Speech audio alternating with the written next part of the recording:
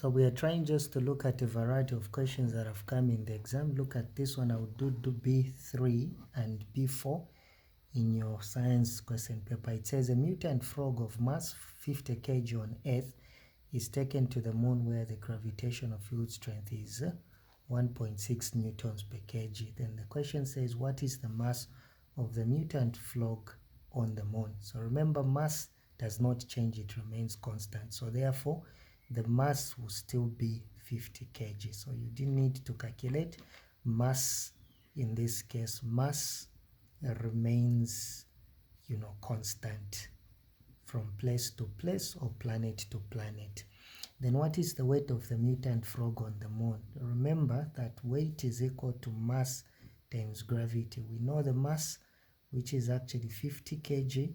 We multiply by gravity on the moon, because it says on the moon, which is 1.6 newtons per kg. So when we work out that on the calculator, to be 50 multiplied by 1.6, and that is going to give us 80 newton. Don't forget, weight is measured in newtons. So here it is simply 80 newtons. And this is the way you answer in the exam. Make sure that you show all your solutions. You show your working.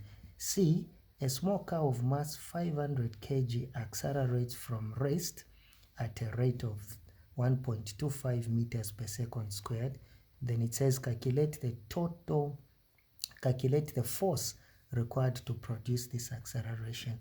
If you remember from Newton's second law, force is equal to mass times acceleration. They have given us the mass, which is equal to 500 kg, and they have given us the rate at which it is accelerating, 1.25 meters per second squared. So we just multiply 500 kg multiplied by 1.25 meters per second squared.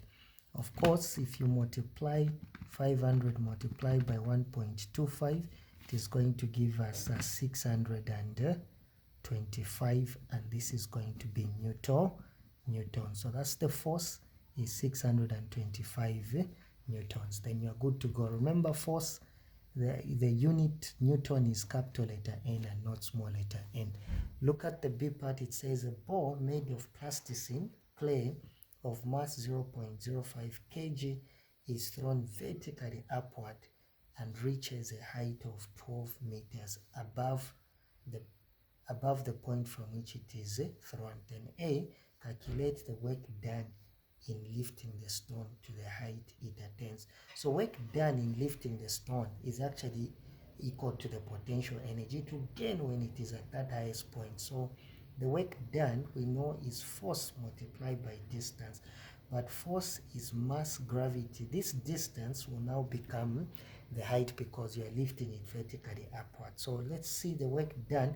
You can see this is the similar formula for potential energy, which is equal to mass times gravity times height. That's why I say the work done in lifting something is equal to the potential energy. So the mass is 0.05 kg, gravity, which is 10 newtons per kg, and the height through which it was lifted was 12 meters. So we just need to multiply 0.05 multiplied by 10 multiplied by 12, and that is going to give us 6 joules. So 6 joule is simply the work that is done.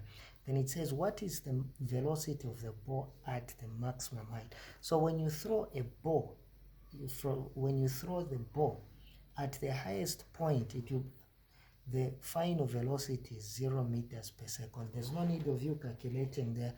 The velocity is actually 0 meters per second at the highest point. Why? Because it will become momentarily. It will become momentarily at rest.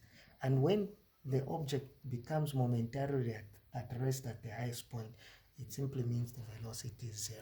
Thank you so much for watching. So you didn't need to calculate. So these are some Stouts exam type of questions that have come before that I want to expose you to. Thank you so much for watching. If you love what we do, subscribe, and you can share as well so that others can learn too. Thank you so much for watching.